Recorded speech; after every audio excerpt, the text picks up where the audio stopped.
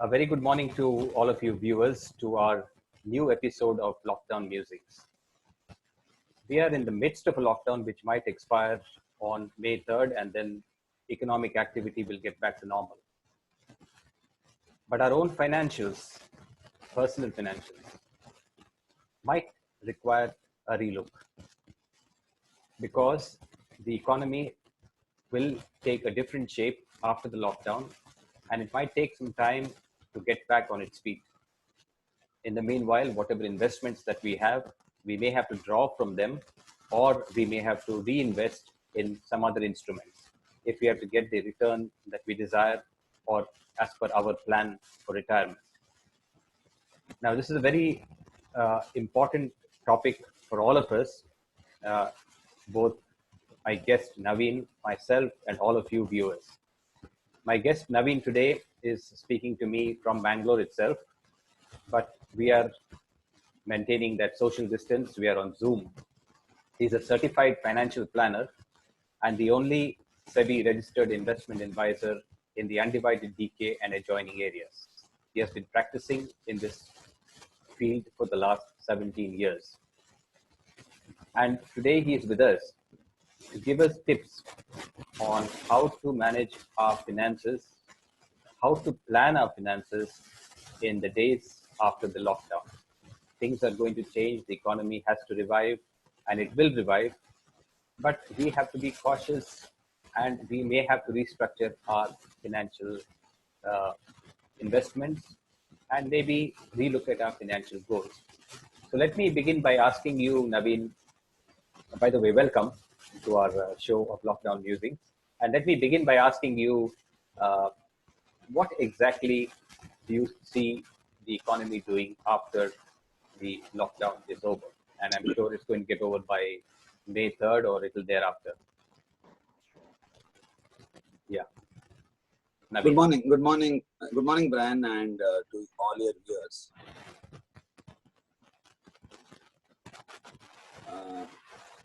The principles of financial planning don't change, which were there earlier and now. So we always tell our clients and people whom we meet, there are three broad principles which need to be always followed. One is called the protection portfolio, another is emergency portfolio, and then the wealth portfolio. With the things around us now, the protection portfolio, which comprises predominantly around your insurance, which have to be relooked at. And by that I mean, we have a medical insurance, we have a life insurance, we have an accidental and disability insurance and a critical illness cover, which is mandatory, and everybody needs to take, irrespective of whatever time horizon, whatever times we are passing through.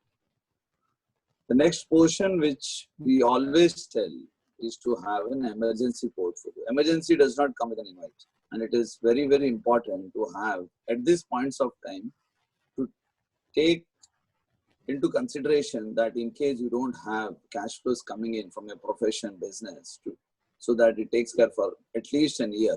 So those needs to be put into very, very liquid instruments, safe instruments, where liquidity and safety should be more important than the return. So the typical instruments which one should look at would be savings account and liquid or overnight mutual funds in this space. After this is taken into consideration, the protection and the emergency portfolio, the remaining portfolio is a wealth portfolio, which comprises of fixed deposits, mutual funds, stocks, real estate, whatever. Depending on the type of person you are, and when I use the word type of person is wealth, because we're discussing only wealth here. At what stage you are, you need to have an appropriate balance around this. So there would be a person having a larger risk profile, could have slightly more aggression around here in spite of the current scenario to make good the opportunities. And if you're a person with a lower risk profile, then you would be more conservative. It resigned to the fact that you'll have a lower return. So the principles of financial planning, irrespective of the situation, does not change and will not change. Only thing which has changed for a lot of people, their income flows, depending in case he's not retired and he's in his mid 40s, 50s, and his income flows can come down, then he needs to have a larger balance in conservative portfolio so that he can get back to job and get back to his income. So this is where A lot of people who have loans on them, or they still have a large working life, need to relook in what area of work they are working on and build this portfolio accordingly. So protection in emergency portfolio is critical to everybody in all the stages. The wealth portfolio needs to be redesigned for people who have slight of a concern with their job, or they believe that for them to get back to normal phase will take slightly longer period. I have a question now. With all the, I'm seeing a lot of reports in the press, and possibly many of them are true, that the income flow that you were referring to, especially people who are salaried, their income flow might dip because companies might cut their salary by up to 50%. In such a situation, they were adopting SIPs earlier at a particular level of income. Now, these SIPs could get affected because they may not be able to sustain them. That is one part of it. On the other hand, the government has suggested to the RBI, and the RBI has given directions that there is a moratorium on for 3 months on your EMI payments. Now, a moratorium is good, but after the moratorium is over, you pay a higher rate. I mean, higher your interest costs are going to go up because you've got to pay the previous installment. Now, these two things combined will have a very deleterious effect on the individual, especially possibly the salaried person, even for that matter, a businessman, because he has to revive his business. It's going to take some time. So, how do you look at what advice would you give individuals who are in this situation? Correct. So if there's a choice brand between having my lunch or taking a vacation after 3 months, I'd still give more importance to my lunch than that vacation. So it goes exactly the same thing here. I need to, for this particular type of person, a businessman or a salaried, he needs to go back to his personal finances, have a relook and check whether he has enough money that will sustain him for the next 1 year. That money should not be going into any investments. That needs to be going into a liquid portfolio. So that means he has to cancel his SIP at this point of time. Yes, it is unfortunate, but the answer is still yes. Having said that, and we have been telling people, these are times when probably somebody can reduce his expenses also, and which is happening because we a lot of these discretionary expenses are not happening. So in case they can squeeze through and then continue some of the investment, it is still good. But if it's not possible, then I would say that we cancel those SIPs. We stay liquid. Go back and check for the next 1 year. I have enough money, which is not dependent on market, which is not dependent on my income, salary, but I'll sustain my basic lifestyle, which I always wanted to. Post that, I need to come back and check whether I can continue that SIP, whatever, SIP or any other investment which we are talking about. And the postponing of your EMIs moratorium, it's just postponement of EMIs. It is not the interest will accrue. So in case you are able to pay, I think you should just go ahead and pay if cash flows allow it, because you are just postponing a problem. The problem still persists. So priority 100% at this point of time, depending on the person you are, 12 months of money should be available to take care of your lifestyle. That could be your EMIs, that could be your dal, roti, and all or a beer or whatever you call that is essential. And that should be non-negotiable. So that makes cancellation of SIP, you need to do that. Unfortunately, but yes. Coming back to the expenses, I think with all of us locked down at home and the restaurants and the pubs and even the e-commerce sites are not available at the moment, I think a lot of expenses are already being saved. But what happens once they are open? I think people tend to splurge as soon as they get an opportunity and without thinking about the future. So I think what you have said is right. And I think our viewers should take heed from that and be cautious after the lockdown is lifted and look at their whole finances before they actually start to spend. I have one very important question, which probably all the viewers would like to know about, is insurance. One thing is, I'm not sure whether you're into insurance and stuff like that, but this COVID-19 treatment, is that covered by insurance? Number one. Number two, should people now relook at their medical insurance and life insurance in a different way? All this time, we never looked at a threat. The unexpected was something that we never thought of. But COVID-19 has taught us one thing, that we have to expect the unexpected. It could happen to us, it could happen to anybody. So I had two questions. One is whether COVID-19 treatment by itself, of course, now the government is looking after it. But as the days pass by, it might be just another case of flu or something or pneumonia, and it may have to be treated like that.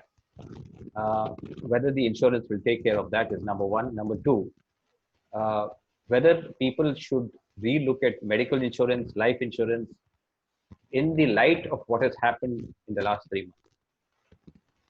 Okay, so Brian, as we started this discussion, the principles of financial planning, principles of insurance planning don't change.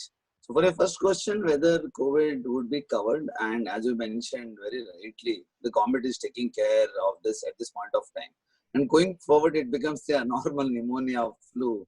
I think each insurance company should be covering it. So there should not be any problems on those aspects. You don't have to take a specific cover on it. I'm pretty sure on that. The relooking at a medical insurance is the first thing which everybody, once he starts earning, should be taking into consideration, irrespective of COVID-19 or not. So lot of people also have medical insurance given by the employer. We also suggest them to also have a separate cover, because sometimes people leave their organizations in between and there is a gap. So medical insurance is an absolute must, not only to your family, but also to those dependents whom you support. So there will be an extended family person whom you support financially. Medical insurance is an absolute yes. I have never come across any hospitals giving offers like typically the small scale. So medical insurance is an absolute must. There is no negotiation on that. Life insurance is an absolute must in case you have a loan, in case you have a responsibility, in case you have financial dependence. Then you need to relook at this and keep reviewing that. And insurance, typically life insurance for that matter, should be more of giving income to your dependents or closing a liability in case you are not, in case something happens to you. So pure term insurance is something everybody needs to have. And if you don't have any liabilities, you don't have any financial responsibilities, and in case you close your eyes without any of these things, then you don't require a life insurance. So typically everybody requires a life insurance, is not must, but everybody requires medical insurance. I think these tips are just the tip of the iceberg. Uh, we have to go in detail into each of our lives and our finances, and maybe sit with you and finalize the plan. Uh, Correct. but given the overall scenario, I think each one of us has to do due diligence. And for that, for giving us those tips on that due diligence, what we need to do. Thank you very much, Naveen, for joining me. I'm sure our viewers will write in with a lot of questions, and we can pass them on to you, because we are not in a position to answer them, obviously. But thank you very much for joining us and giving these valuable tips. And I would always just to conclude, the principles of financial planning do not change. Incidents like this just help us to look back whether where I was wrong. So they never change. The principle of a Bhagavad Gita or a Quran or a Bible do not change. Only during bad times we actually open up these holy books and read where we are going wrong. So I would wish all the viewers a safe and a wonderful time, spending more time with your family, and definitely have a relook into your personal finances. Thank you, Brian, for giving this opportunity to sharing some of my expertise. Yeah, I'll just leave with a parting shot. There's one advantage of the lockdown, where the entire family is at home. They can discuss their finances very much in detail with their spouses. Correct. So correct. There'll be nothing hidden. There'll be no hidden agenda whatsoever. Correct. Okay, thank you very much. Thanks. We'll connect again sometime. Thank you. Yes, done.